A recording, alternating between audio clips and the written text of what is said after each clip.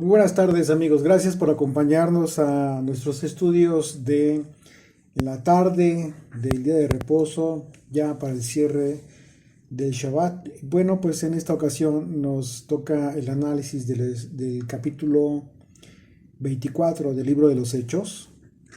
Así es que les invitamos para que nos acompañen con sus Biblias y bueno, quienes gusten, ya saben, tomar sus notas respectivas. Finalmente, recordemos que somos estudiantes y como buenos estudiantes somos discípulos de Yeshua y como buenos discípulos de Yeshua, recuerden que un discípulo significa estudiante, un aprendiz. Y en ese caso somos aprendices del maestro, del único maestro de Jesucristo, de Yeshua. Así es de que, pues bueno, les invito para que me acompañen en sus Biblias. Recuerden que el apóstol Pablo, según estudiamos en el capítulo anterior, fue enviado ante el gobernador Félix y continuaría con la defensa de su llamado. Recordemos que aunque se le conoce a estos capítulos como la defensa del apóstol Pablo, en realidad lo que estaba defendiendo el apóstol Pablo más que de sí mismo, estaba defendiendo el Evangelio, el nombre del Señor. Eso es lo que estaba defendiendo, la identidad del camino.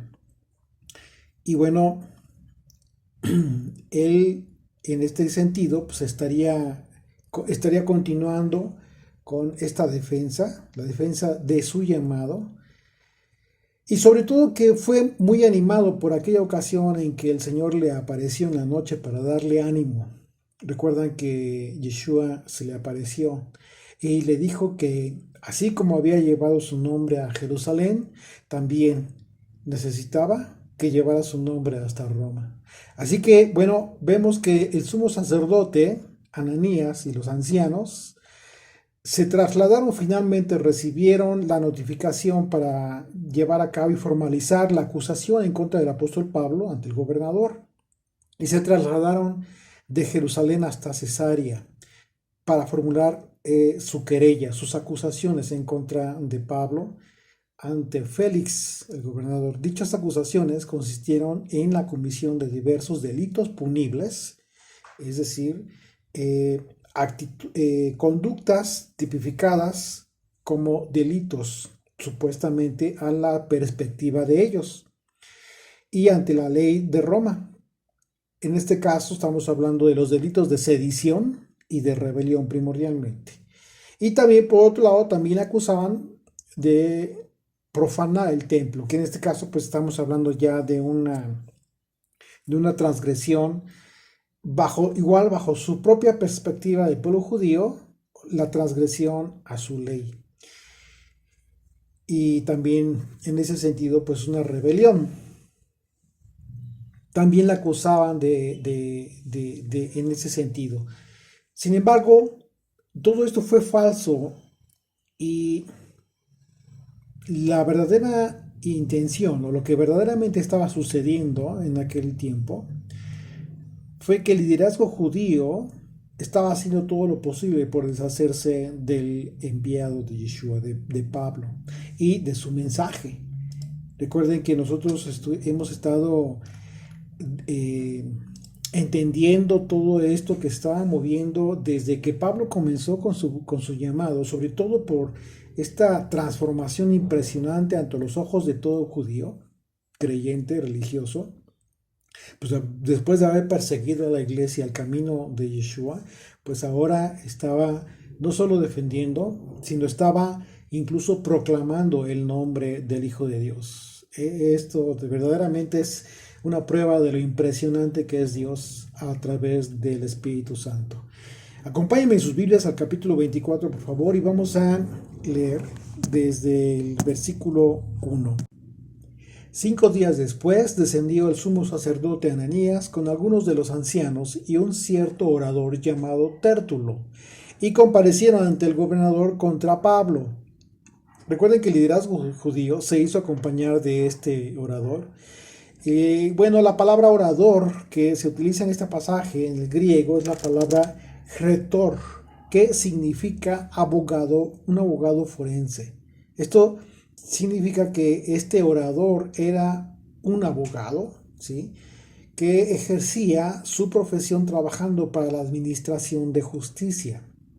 Quizás era un abogado que ejercía el cargo de fiscal. Ustedes recordarán en un juicio, si ustedes han visto seguramente en películas, qué es lo que hace el fiscal. El fiscal lo que hace es la acusación, la formalización de la acusación en contra de aquella persona que se le está acusando de algún delito. Y si este era el caso, pues en realidad lo que estaban haciendo los judíos era llevar a cabo una acusación en contra de Pablo, en la que se estaba presentando un abogado especialista en materia criminal, lo que en México se le llama materia penal, por el y bueno, y todo, con todo el propósito de presentar cargos de tipo de esta naturaleza y en contra de Pablo. ¿Qué era lo que perseguía el pueblo? Pues el pueblo judío lo que perseguía era que lo mataran, que al obtener una acusación, una sentencia favorable, que dictaban la pena de muerte. Los cargos que estaban formulando en contra de Pablo era sedición y rebelión en contra de Roma. En ese sentido, estaban ellos queriendo cuadrar las actitudes del apóstol Pablo. Sin embargo, pues bueno, vamos a ver que a pesar de que lo hayan considerado un delincuente merecedor de tal castigo, pues vamos a ver que en realidad esto no surtió efectos. Y bueno, verso 2. Dice, y cuando éste fue llamado, Tértulo comenzó a acusarle diciendo, como debido a ti gozamos de gran paz. Está hablando al gobernador. Y muchas cosas son bien gobernadas en el pueblo por tu prudencia. Si ustedes se dan cuenta, el enfoque del abogado está en el sistema de paz a través del gobierno de Félix.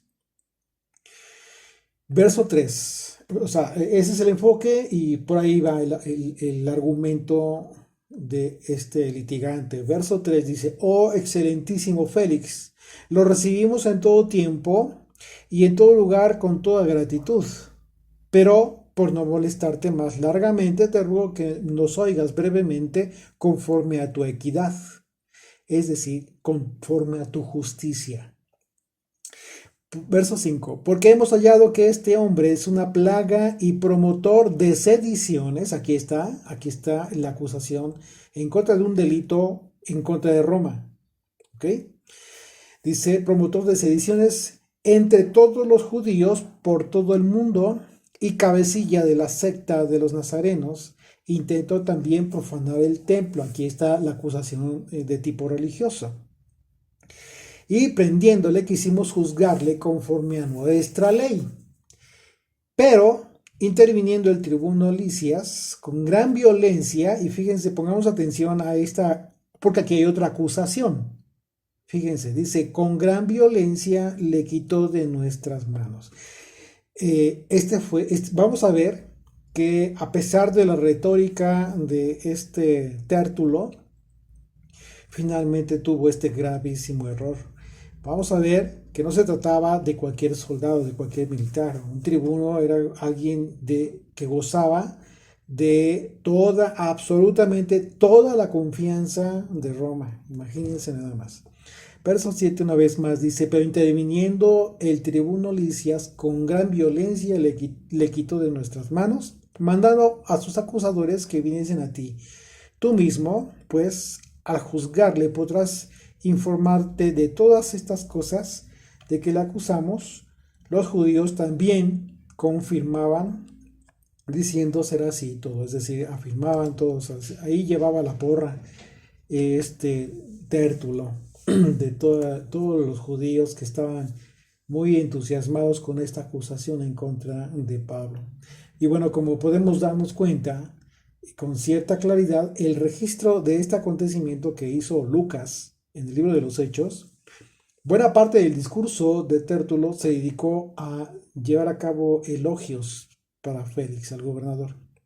y solo acusó a Pablo muy brevemente en un intento de implicarlo en los frecuentes casos de sedición de Roma. Recuerden que ya para ese tiempo había grupos de sediciosos judíos que efectivamente incluso llevaban a cabo homicidios en contra de soldados porque estaban totalmente en contra del gobierno romano. Algunos tienen duda acerca de Tértulo, si era de nacionalidad romana o si era judío. Sin embargo, en el versículo 6, si ustedes se dan cuenta de este capítulo de estudio, el propio Tértulo habla de la ley de los judíos, que sí, que como si fuera propia, ¿sí?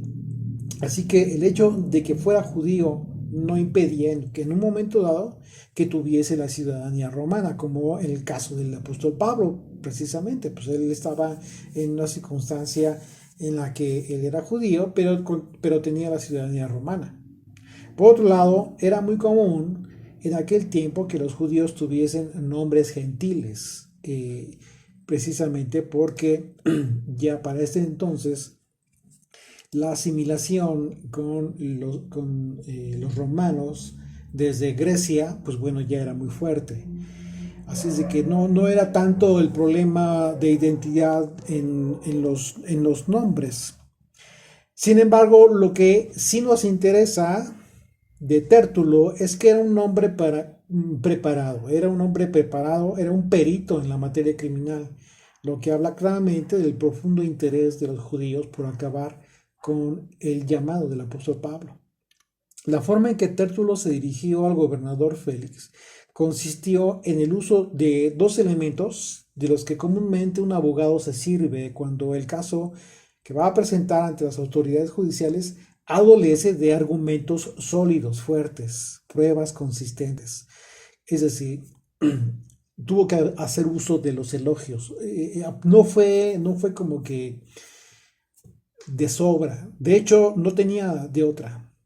Empezó con grandes elogios acerca de la justicia de Félix y apoyado, por supuesto, pues en la retórica forense, ¿no? En la que de alguna manera, eh, pues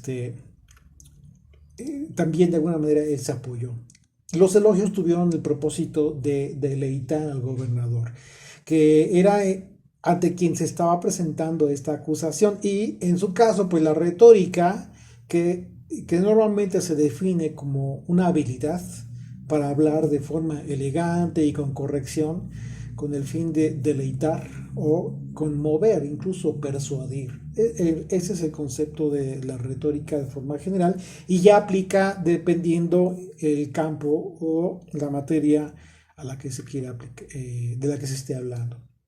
En este caso, pues bueno, en la materia legal, en el aspecto del litigio, de la acusación que estaba llevando a cabo ante esta autoridad. Así que la débil acusación de Tértulo tuvo que haberla apoyado en estos dos elementos, no tuvo de otra, no había además, no había por dónde más tomar Tértulo elementos para llevar a cabo pues una buena exposición de su acusación. Y bueno, en su interés, perdón, en qué es lo que hizo Lucas en este caso, en este pasaje, pues dejó claro que Tértulo estaba tratando de ocultar un caso muy débil con estos dos elementos, ¿sí? Pretendiendo apoyar la acusación en contra del apóstol Pablo por supuestamente haber intentado profanar el templo. Tértulo en su acusación quiso, aunque de forma muy débil, señalar a Pablo como uno de los instigadores de sedición, que con frecuencia estaban llevando a cabo fechorías en Roma. Nada más falso que esto, pues por supuesto. Por otro lado, el abogado Tértulo cometió, como yo les comentaba, pues este error que al final de su disertación hizo en relación a Claudio Lisias, el tribuno, pero se refirió a este evento, Tértulo se refirió en el momento a su intervención de Claudio como algo que en su opinión fue desatinado al decir que había intervenido con una supuesta violencia, si se dan cuenta. La verdad es que Tértulo pues estaba bien enterado de lo que el tribuno evadió acerca de la invitación de los judíos que habían planeado matar a Pablo. Final de cuentas, eh, recordemos que lo que hizo en realidad el tribuno, Claudio Lisias, fue salvarle la vida a Pablo, porque recordemos que el sobrino de Pablo le avisó acerca de las acechanzas, los planes para matar a Pablo, apoyándose en argucias. Y bueno, vamos a darnos cuenta al final de este capítulo que el error de Tértulo fue haber hablado mal de un tribuno, es decir, un comandante de rango importante. Y por supuesto, pues de toda la confianza del gobernador. Esto, aunado a la débil argumentación de su acusación, hizo que todos los elogios anteriores para Félix finalmente pues, no sirvieran de mucho. Verso 10 de Hechos 24 dice: habiéndole hecho señal al gobernador a Pablo para que hablase, este respondió: porque sé que desde hace muchos años eres juez en esta nación, con buen ánimo te haré mi defensa. Ustedes aquí se dan cuenta de que Pablo no está buscando elogiar, está haciendo una referencia al tiempo en el que ya de alguna manera estaba ocupando este cargo Félix, y que en base a eso, con un buen ánimo, con toda la buena intención, iba a presentar esta defensa el apóstol Pablo. Y eso pues es normal. Sin embargo, o sea, está hablando de un buen ánimo que él tiene para exponer sus argumentos, pero no está elogiando, no está llevando a cabo una actitud pues miserable, ¿no? Ante este gobernador. Verso 11 dice: como tú puedes cerciorarte, no hace más de 12 días que subí a adorar a Jerusalén. Primer punto importante. El gobernador estaba muy relacionado con todo el tema de la religión judía, sus tradiciones y sus costumbres. Así es de que, y en mucho de esto, Pablo, por supuesto que practicaba muchas cosas de estas, que si bien algunas cosas no están registradas en la Torah como mandamientos, el hecho de ir, por ejemplo, a adorar al templo, pues era algo muy importante que en muchos de los casos que podemos ver en la Torá se registra como parte de un mandamiento, y hay otros casos que incluso en toda la argumentación del apóstol Pablo, él mismo hace mención de algunas cosas que forman parte de la tradición judía, que él mismo practica,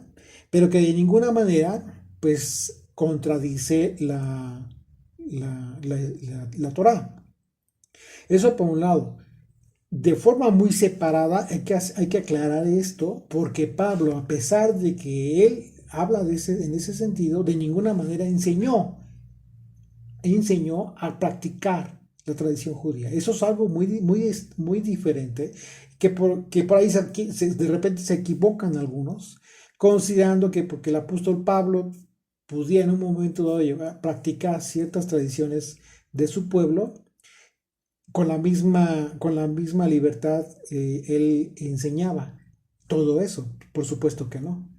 Y vamos a darnos cuenta, estamos a punto de terminar el libro de los Hechos, vamos a darnos cuenta en la carta de las cartas de Pablo, porque vamos a empezar a estudiar las cartas de Pablo. Se van a dar cuenta del celo impresionante y de la separación tan grande que hizo acerca de la formación que tuvo él como judío y de todas las costumbres y tradiciones de su pueblo en relación a lo que él enseñó como el Evangelio de Jesucristo. Esto es toral para ti y para mí, y no debemos confundirnos en ese sentido. Así es de que este argumento que está mencionando en el versículo 11 del apóstol Pablo es importante considerarlo bajo la perspectiva de una defensa que utilizó Pablo acerca de la identidad que él tiene con los que le estaban acusando, que es su propio pueblo. ¿Ok? Vayamos en el contexto de lo que, de la audacia con la que se está conduciendo Pablo. Pablo era muy inteligente, muy audaz. Lo vimos desde el capítulo anterior. Y cómo se condujo ante el Sanedrín y generó ahí una división, lo debilitó, en fin. O sea, yo creo que como abogado se condujo mejor que el propio Tértulo, al final de cuentas. Bien, verso 12 dice, y no me hallaron disputando con ninguno, es decir, peleando. Nadie puede decir que estuvo discutiendo con alguno, ni amotinando a la multitud. Esto de amotinando a la multitud es lo que en un momento dado se pudiera considerar como sedición, es decir, el acto de reunir, de llevar a cabo un complot en contra y rebelión en contra de la autoridad. ¿Okay? Pero no, nadie pude o puede en un momento, podría en un momento dado acusar a Pablo de llevar a cabo esta actitud. Dice, ni en el templo, ni en las sinagogas, ni en la ciudad, en ningún lado. Verso 13, ni te pueden probar las cosas de que ahora me acusan. Aquí ya es contundente, es decir, a pesar de que le están acusando y aquí están, no van a poder probarte nada de esto. Verso 14, pero esto te confieso, que según el camino, y aquí va lo más importante, y lo hace a modo de confesión, dice, pero esto te confieso, que según el camino que ellos llaman herejía, así sirvo al Dios de mis padres. Fíjate lo impresionante, la forma en cómo lo maneja, porque sabiendo que Félix conoce toda la tradición judía y está muy relacionado, su esposa era judía, y de alguna manera sabía perfectamente de lo que le estaba hablando. Habla del camino, pero también habla del servicio al Dios de sus padres. Cuando habla de los padres, recuerden que está hablando de Abraham, Isaac y Jacob, los patriarcas. ¿Ok? El Dios de Israel, es una referencia al Dios de Israel. Lo que está diciendo, en otras palabras, pudiéramos leerlo de esta manera. Pero esto te confieso, esto sí te lo confieso, esto sí hice yo. Que según el camino que ellos llaman herejía, según la doctrina, la enseñanza que yo comparto, pero que ellos llaman herejía, así sirvo al Dios de Israel, al Dios de Abraham, de Isaac y de Jacob, creyendo todas las cosas que en la ley y en los profetas están escritas. Punto. Aquí es contundente el apóstol Pablo al decir esto, porque lo que le está diciendo el gobernador, lo que yo hablo tiene sustento en la Torá y en los profetas. No está exento de esta observancia. Así es de que, pues bueno, como ustedes se habrán dado cuenta, el argumento del apóstol Pablo es muchísimo más contundente, más sólido, muy fuerte, a pesar de estar solo ahí en contra de todos estos. Pablo sabía que Félix había servido de juez del pueblo por mucho tiempo, que esto significaba que Félix conocía bien las costumbres del pueblo. Así es de que esto significaba que Pablo argumentaría en su favor que en realidad fue eh, todo lo que el hecho de haber hablado en favor del Evangelio, pero que esto no constituía algo ajeno eh, para el pueblo de Israel y tampoco era ajeno para el gobernador. El gobernador lo iba a entender perfecto. Y vamos a dar más adelante, si ustedes se van a dar cuenta, que tan entendió, tan sabía perfectamente lo que le estaba hablando Pablo, que hubo un momento en que Félix tuvo miedo, tuvo temor del mensaje que recibió del apóstol Pablo al lado de su esposa Drusila. Así es que pues bueno, la estrategia del apóstol Pablo pues estaría apoyada en el amplio conocimiento de las costumbres de los judíos que tenía Félix. Por esa razón habló de esta manera, identificándose al mismo tiempo con el propio pueblo. Este argumento inició en la narración del hecho de haber subido a Jerusalén para adorar, según la costumbre del pueblo judío. ¿Sí? Con esto estaba expresando que muchas cosas que hacían el pueblo judío, Pablo las practicaba. ¿Ok?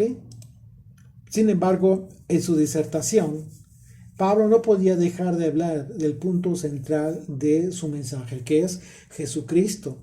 Y le informó a Félix que, bajo la perspectiva del pueblo judío, la manera en que Pablo adoraba, ellos la veían como una blasfemia, una herejía. Es decir, como una ofensa a la religión judía. Lo que los judíos identificaban erróneamente de esa manera. Obviamente, en ese sentido, pues la argumentación de Pablo descansaba en uno de los puntos centrales de la fe hebrea antigua, es decir, en el mensaje dado a los padres, conforme a todo lo que estaba escrito en la Torá y en los profetas. Pablo, sin duda, muy inteligente.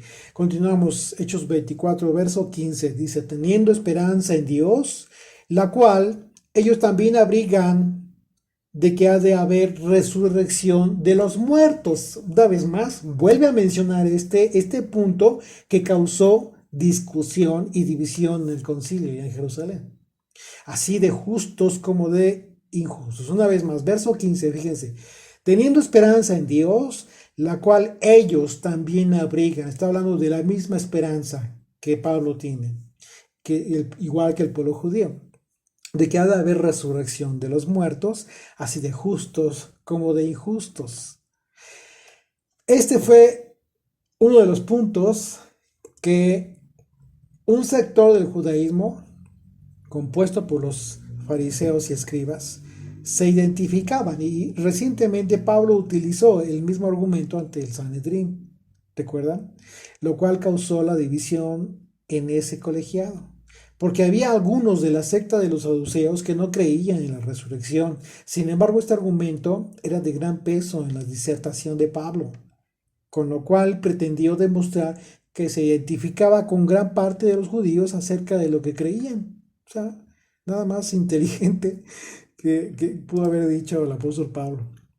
Yeshua respondió a un grupo saduceo en un momento dado que no creían en la resurrección de los muertos como uno de los elementos pilares del Evangelio, y les dijo de esta manera, recuerden, en Mateo 22, Mateo capítulo 22, del versículo 29 al 33. Le hicieron una pregunta acerca de la resurrección. Los saduceos, el grupo que no creía en la resurrección, ni en los ángeles ni en el espíritu. Verso 29 dice, entonces respondiendo Yeshua les dijo, erráis ignorando las escrituras y el poder de Dios, porque en la resurrección ni se casarán ni se darán en casamiento, sino serán como los ángeles. Pues por supuesto, por causa de la transformación. Serán como los ángeles de Dios en el cielo. Pero respecto a la resurrección de los muertos, ¿no habéis leído lo que fue dicho por Dios cuando dijo, yo soy el Dios de Abraham? Dice, yo soy. No dice, yo fui. Yo soy el Dios de Abraham, el Dios de Isaac y el Dios de Jacob. Dios no es Dios de muertos, sino de vivos. Oyendo esto la gente se admiraba de su doctrina. Esto es fundamental que lo entendamos, porque cuando nosotros leemos esto, es mucho tiempo después que ya no estaban en este mundo, tanto Abraham, Isaac y Jacob. Así es de que bueno, esto, y es la razón por la cual hablan presente el Señor. Efectivamente, la resurrección de los muertos era la esperanza de los padres, como lo mencionó Pablo, sabiendo que él mismo, Yeshua, lo confirmó. Él mismo lo confirmó. Verso 16. Y por esto procuro tener siempre una conciencia sin ofensa ante Dios y ante los hombres. Fíjate qué interesante, porque está hablando de una conciencia sin ofensa. Efectivamente, el mensaje de Pablo debía mantener limpia su conciencia delante de Dios, pero también de los hombres, delante de los hombres. Aunque en el caso de estos hombres que le acusaban, aquello que consideraban una ofensa, en realidad solo representaba todo aquello que no se ajustaba a sus dogmas de fe de la religión judía. Sin embargo, el mensaje de Pablo de ninguna manera representaba una ofensa para la fe hebrea antigua, ni para los hombres de buena conciencia, pues por supuesto que no. Verso 17. Pero pasados algunos años, vine a hacer limosnas a mi nación y presentar ofrendas. Bueno, recordemos que el apóstol Pablo siempre tuvo este hábito de ayudar a su pueblo. No fue en diversas ocasiones en que llevó a cabo esto. Y bueno, a pesar de que muchos de su pueblo querían matarlo, muchos otros fueron convertidos al Dios de Israel por causa del mensaje del apóstol Pablo. Muchos sí creían en él, a pesar de que muchos querían matarlo. Hechos capítulo 11, vamos a recordar un evento. Este evento dice Hechos capítulo 11, verso 27 al 30. En aquellos días unos profetas descendieron de Jerusalén a Antioquía. Y levantándose uno de ellos, llamado Ágabo, daba a entender por el Espíritu que vendría una gran hambre en toda la tierra habitada, la cual sucedió en tiempo de Claudio. Entonces los discípulos, cada uno conforme a lo que tenía, determinaron enviar socorro a los hermanos que habitaban en Judea. ¿Okay? Lo cual, en efecto, hicieron enviándolo a los ancianos por mano de Bernabé y de Saulo. Este Saulo pues es Pablo. Así es que bueno. Verso 18 de Hechos 24 dice, estaba en ello cuando unos judíos de Asia me hallaron purificando en el templo. Fíjense, fíjense lo que estaba haciendo. Y bueno, aquí está parte de la defensa de Pablo. Dice, me hallaron purificando en el templo. No con multitud ni con alboroto. Ellos debieran comparecer ante ti y acusarme si contra mí tienen algo. Pues bueno, es obvio que en un juicio tienen que presentarse los testigos de cargo.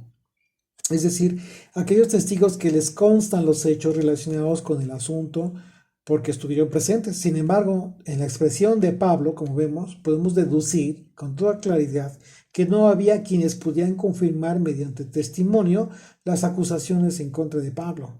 Esto debilitaba aún más la acusación en contra de él, porque además de una débil argumentación por parte del abogado, pues no se presentaron testimonios que hicieran convicción en el criterio del gobernador. En pocas palabras, Pablo estaba derrotando la acusación de los judíos. La estaba deshaciendo, estaba dejando sin elementos de acusación, de convicción. Verso 20 de Hechos 24 dice, o digan estos mismos si hallaron en mí alguna cosa mal hecha cuando comparecí ante el concilio. O sea, incluso les reta para que ahí mismo ellos vieron algo en relación a esto. Pablo está utilizando muy audazmente los acontecimientos anteriores a su favor.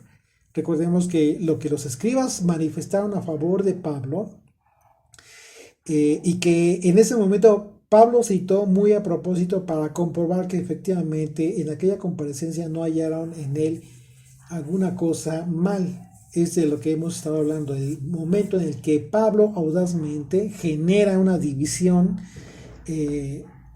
por causa de un aspecto doctrinal entre fariseos y saduceos. Hechos 23, verso 9, dice, y hubo gran vocerío y levantándose los escribas de la parte de los fariseos, contendían diciendo, fíjense, ningún mal hallamos en este hombre, refiriéndose a Pablo, que si un espíritu le ha hablado o un ángel, no resistamos a Dios. O sea, Pablo estaba siendo acusado, pero los escribas lo defendieron. Finalmente, con el propósito de defender una postura doctrinal en la que tanto los escribas como los fariseos pues creían, ellos creían en la resurrección, por supuesto. Y bueno, a esto se refirió el apóstol Pablo.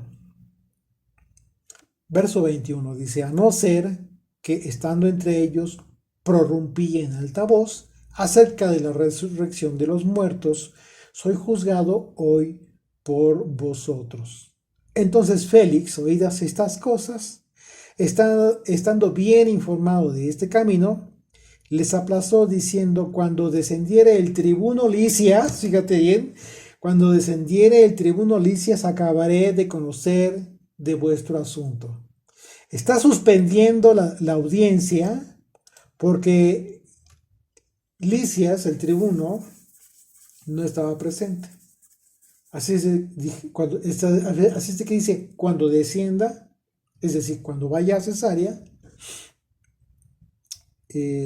acabaré de conocer este asunto.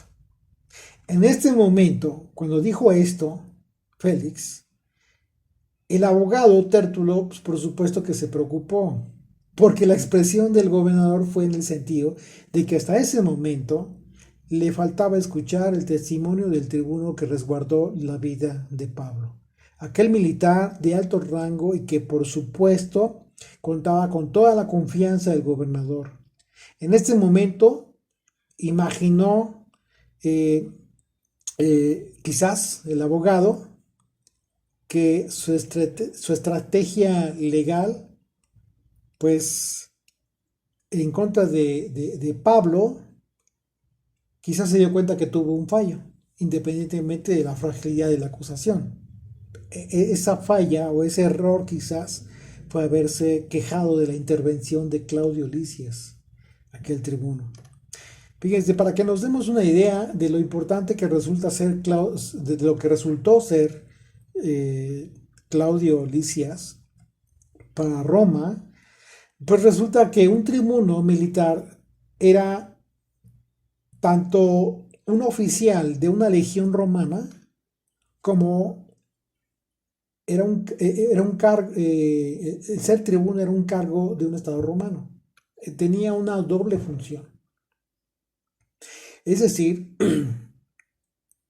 tenía una función a nivel de gobierno, ¿sí? Del Estado, de derecho, y tenía una función como militar. En el periodo republicano había 6 tribunos militares asignados a cada legión. Se le daba la autoridad a uno de ellos e iba rotando, así que turnando el mando entre los 6. Así es que el tribuno que intervino en 2 ocasiones para salvar a Pablo, pues no era cualquier militar. De manera que en ese momento, quizás Tértulo recordó el momento en que también acusó a este tribuno de haberles quitado a Pablo, dice con violencia. Esa fue la palabra que utilizó. Pero bueno, estamos hablando de argucias, de estrategias, y finalmente estamos viendo que la estrategia de Pablo resultó muchísimo mejor, más sólida, más convincente que la de este orador Tértulo que llevaban los judíos. Podemos darnos cuenta claramente que esta estrategia, pues finalmente era guiada por el Espíritu de Dios. Pablo era guiado por el Espíritu de Dios. De manera que todo esto que estaba haciendo, todas las expresiones, todo lo que él hablaba en la defensa que estaba llevando a cabo, era guiada por una estrategia bien formada, bien cimentada por el Espíritu de Dios. Hechos 24, verso 23, y mandó al centurión que se custodiase a Pablo, pero que se le concediese alguna libertad. Aquí está la respuesta por la cual no lo mandó matar. Si lo hubiera sido encontrado culpable a Pablo, lo hubiera mandado matar por sedición. Pero aquí está muy claro que la estrategia del orador de Tértulo no resultó. como ellos esperaban. Pero por otro lado vemos un problema.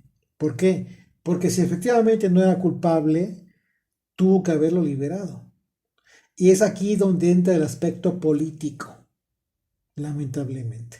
Es que siempre en las autoridades se da la conveniencia política para ver si hace o no hace lo correcto y en su momento o hasta cuándo lo hace. Ese es un problema que pues de toda la vida es de siempre esta situación.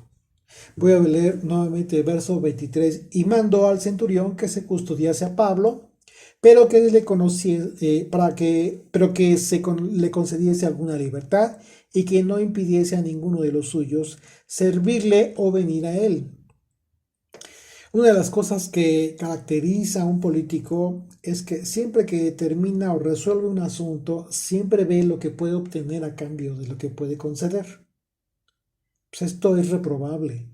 En el caso del apóstol Pablo, en realidad debió dejar en libertad, porque ya no había ningún argumento en su contra para mantenerlo preso.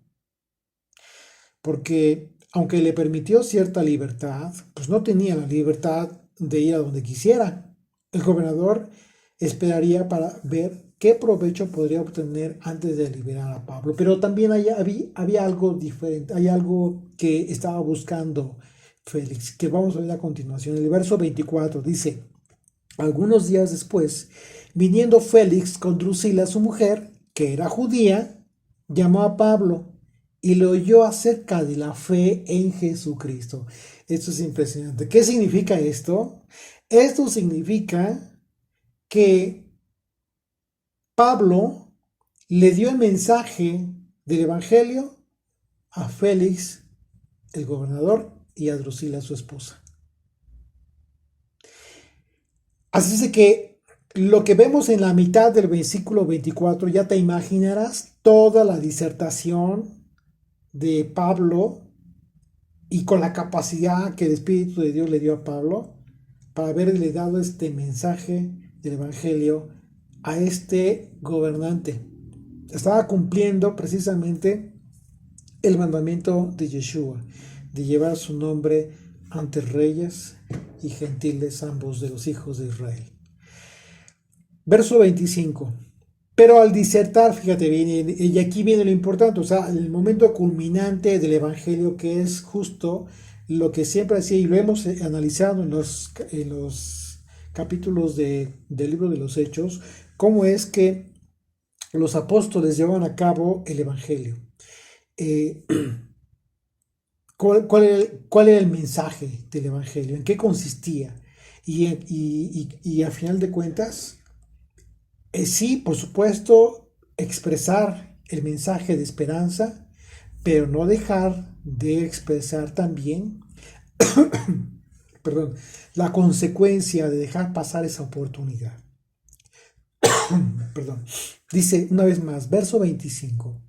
Pero al disertar Pablo acerca de la justicia, del dominio propio y del juicio venidero, Félix se espantó y dijo: ahora vete, pero cuando tenga oportunidad te llamaré. ¿Tú por qué crees que se espantó? ¿Por qué crees tú que Félix se espantó? Félix había sido un esclavo libertado, alguien que por su crueldad y su brutalidad ascendió hacia una posición importante, pero era un hombre con un pasado tormentoso. El historiador romano Tácito dijo lo siguiente acerca de este hombre, de Félix. Dice: usando todo tipo de crueldad y libertinaje, ejercía la autoridad de un rey con el espíritu de un esclavo. Imagínate lo impresionante. Imagínate lo terrible que debe ser que una persona con todos los problemas mentales, prejuicios, complejos, etcétera, etcétera, que pudo haber generado una persona en estado de esclavitud, de repente tiene este gran poder civil, un poder ante la sociedad. Es peligroso, pues por eso se le identifica de esta manera. Por otro lado, Drusila fue hija de Herodes Agripa I, condenó matar a Jacobo. Fíjense, recordemos este evento en Hechos capítulo 12, versículo 1. En aquel mismo tiempo el rey Herodes echó mano a algunos de la iglesia para matarles y mató a espada a Jacobo, hermano de Juan. Así es de que el tío abuelo de esta mujer, de Drusila, fue Herodes, quien mandó matar a Juan el Bautista. Félix y Drusila tenían una posición pues muy importante en el gobierno de Roma, y como cualquier común, pues tuvieron la oportunidad de creer en el evangelio expuesto por el apóstol Pablo. Pablo les dio el evangelio.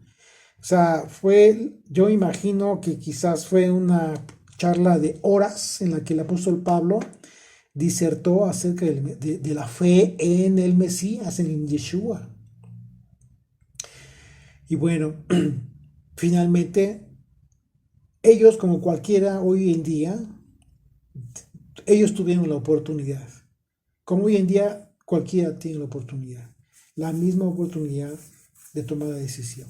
El Salmo 2, hablando de este tema, dice Salmo 2, versículos 10 al 12, dice: ahora pues, oh reyes, sed prudentes. Cuando habla la escritura de reyes, se habla a hombres que están en poder sobre masas, sobre las masas, sobre muchas personas. Ahora pues, oh reyes, sed prudentes. Admitid amonestación, que fue justo lo que hizo el apóstol Pablo al darle el mensaje. Admitir amonestación, jueces de la tierra. Servid al Señor con temor y alegraos con temblor. Honrad al Hijo para que no se enoje y perezcáis en el camino, pues se inflama de pronto su ira. Podemos imaginarnos lo que pasó por su mente de Félix en el momento en que Pablo, como tú y yo, tuvo que haber expuesto el Evangelio. Es decir, tú y yo tenemos la misma obligación y de hablar de los mismos temas cuando hablamos del Evangelio. No solamente hablar cosas bonitas, sino hablar también de las consecuencias. Primeramente, de la condición en que se encuentra cualquier persona que está alejada de Dios y de su palabra, pero también del beneficio y de la bendición y las promesas que en un momento dado la persona puede ser susceptible de recibir en caso de aceptar cambiar su vida. Pero hay una condición, y es esa precisamente. Pero no para muchos es el momento quizás, y también quizás no para muchos es recibirlo nunca. No es el hombre quien señala la hora en que el Espíritu de Dios puede obrar y convertir el alma, sino que es Dios quien determina esto. Pablo expuso a Félix cómo tener una vida de justicia y de rectitud, de cómo lograr el dominio propio, y sobre el juicio venidero y sus consecuencias, por supuesto, que es lo mismo que tú y yo tenemos que hacer. De otra manera sería un evangelio incompleto, un mensaje incompleto. Pero cuando Pablo llegó a este momento acerca del juicio venidero, Félix tuvo miedo. Y la razón fue la forma en que había llegado, por la forma en que ya había llegado a tener esa posición en Roma. Pablo le habló a Félix acerca de la justicia de la ley de Dios, una justicia que él no podría lograr, y la razón por la que Pablo le habló del dominio propio fue porque Félix era un hombre dominado por las pasiones y por la crueldad. Félix y Drusila no conocían la verdadera libertad, a pesar de que ellos eran libres y Pablo estaba preso. Así es de que el temor de Félix se debió a que él era consciente del final que podría tener de seguir por ese camino cuando Pablo habló del juicio final. Esto ahorita, por ejemplo, tú y yo lo podemos ver reflejado en Apocalipsis capítulo 20. vamos a ver algo de lo que quizás el apóstol Pablo se hizo referencia, que en un momento, aunque no haya tenido en ese momento la revelación de Jesucristo que escribió Juan, pues obviamente no estaba escrito aún, vamos a ver que al final de cuentas es una referencia de la profecía de Daniel, en el capítulo 7, por ejemplo, y la profecía de Isaías en el capítulo 55, acerca precisamente de este tiempo, del tiempo del fin, del juicio. Acompáñame en tu Biblia en Apocalipsis 20, a partir del verso 11, dice, y vi un trono blanco y al que estaba sentado en él, de delante del cual huyeron la tierra y el cielo, y ningún lugar se encontró para ellos. Y vi a los muertos, grandes y pequeños, de pie ante Dios. Y los libros fueron abiertos, y otro libro fue abierto, el cual es el libro de la vida. Y fueron juzgados los muertos por las cosas que estaban escritas en los libros, según, ¿qué? Según sus obras. Y el mar entregó los muertos que había en él, y la muerte y el Hades entregaron los muertos que había en ellos. Y fueron juzgados cada uno según sus obras. Fueron juzgados según sus obras. Imagínate tú, en el momento de este hombre, de Félix, haciendo conciencia, o más bien el Espíritu de Dios haciéndole conciencia, sacando a su mente todas las cosas terribles que había hecho para llegar al lugar donde estaba. Verso 14, y la muerte y el Hades fueron lanzados al lago de fuego. Esta es la muerte segunda. Y el que no se halló inscrito en el libro de la vida fue lanzado al lago de fuego. Por esa razón todos, absolutamente todos, vamos a resucitar. Vamos a ser levantados del polvo. ¿Con qué propósito? Con el propósito de llegar precisamente a este trono blanco, a este lugar en el que absolutamente todos, sin excepción, seremos juzgados. Y unos tendrán que morir la muerte segunda. Esta muerte es la vida, es la muerte eterna. Y otros para vida eterna. Es obvio que para el tiempo, pues como yo les comentaba, del apóstol Pablo, aún no se escribía la profecía de Apocalipsis. Así es ¿en qué crees tú que se pudo haber apoyado el apóstol Pablo para hablar del tiempo del fin a este hombre, a Félix? Pues en la profecía, es obvio. La profecía el capítulo 7 de Daniel, por ejemplo, habla de este tiempo, del tiempo del fin, y también de la justicia. Y nada más, por ejemplo, el capítulo 65 también de la profecía de Isaías. Así es de que, por ejemplo, en el caso de la profecía de Daniel, nada más y nada menos se habla de la cuarta bestia que representó a quién crees. Pues a Roma, como la bestia más terrible. Y Félix estaba precisamente sirviendo a esta bestia terrible, Roma. De manera que por supuesto que Félix tuvo razones de sobra para tener miedo, para tener un gran temor. ¿Por qué? Porque fue declinado hacia el temor y no hacia la esperanza. Bueno, esa es la decisión que tú y yo tenemos, o quizás hemos tenido en un momento de nuestras vidas, y que quizás muchos a quienes tú tengas la oportunidad de compartir este hermoso mensaje, pues se encuentren quizás también en este momento, que quizás puedan tener también temor, pero de acuerdo al texto, Pablo también le habló de la esperanza, del dominio propio, de la justicia. Así es de que hay una esperanza, entonces, lo que significa que si Félix y Drusila no se convirtieron por el Espíritu de Dios en ese momento, fue porque ellos estaban más declinados hacia el temor, hacia la decisión de permanecer en sus vidas y en su comodidad. Pero bueno, Verso 26, ya vamos a terminar, dice, esperaba también con esto que Pablo le diera dinero para que le soltase. Bueno, finalmente la corrupción pues no se fue de Pablo, y continuaba mandándole llamar varias veces, lo hacía venir y hablaba con él, pero al cabo de 2 años recibió Félix por sucesor a Porcio Festo, y queriendo Félix congraciarse con los judíos, dejó preso a Pablo, congraciarse con los judíos. Pues si Pablo no le dio dinero, lo más seguro es que los judíos sí. Final de cuentas, ahí estaba la esencia del corazón de Félix, y esa fue la razón de su temor, de ese miedo que tuvo ante el Evangelio.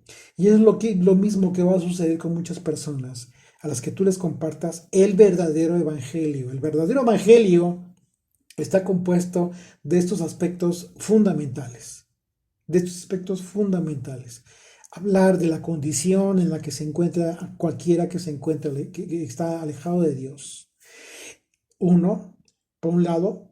Por otro lado, de la esperanza que tenemos a través de Jesucristo y de la fe en Él y de la obediencia a la palabra de Dios, de sus mandamientos, a su ley. Y tres, en base a estos dos, la decisión y el seguimiento que hayamos tenido de nuestras vidas, si cambiamos o seguimos como estamos, pues el juicio final, la consecuencia de. Finalmente, con Félix, lo que con muchas otras personas, cuando se aferran a la condición de su pecado, ¿qué fue lo que sucedió? Pues lamentablemente, cuando han escuchado y han tenido la oportunidad de creer y en consecuencia ser convertidos por la obra del Espíritu de Dios, temen dejar la vida que les ha provisto pues de cierta comodidad temporal, sin tener la oportunidad de tener una perspectiva de la vida eterna.